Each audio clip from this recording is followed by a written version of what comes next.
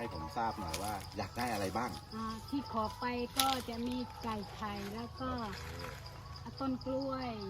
ต้นกล้วยไก่ไข่เอาโอเคอะไร แล้ว อี ก็ บ้าง ปลา แพะครับ แพะ แพะด้วยอ่า ปลาด้วย ปลาด้วย มีพื้นที่ทำตรงไหนบ้าง ตรงนี้ค่ะ แล้วก็บ่ออยู่ข้างบ้าน เหรอ บ่อปลา แล้วมีใครช่วยทำบ้างเหรอครับ แฟน อ๋อ แฟนครอบครัว โอเคอยู่กันกี่คนครับ 5 คน เข้าเงื่อนไขไหมเราลองเช็คของเราก่อนขึ้นไปข้างบนจะได้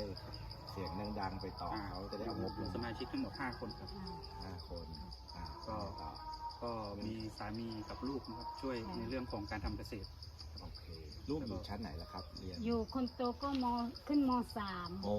ดีจังดีจัง .3 ครับแล้วคนเล็ก ก็ป อ๋อช่วยกันแล้วไงต่อ แล้วก็เป็นผู้ที่มีรายได้น้อย แล้วเลี้ยงตรงไหนล่ะลงเรือลงเลี้ยง ตรงนี้ ไก่แล้วก็น่าจะบริเวณนี้ ดีจังตรงนี้ ตรงนี้จะเป็นไก่ ครับ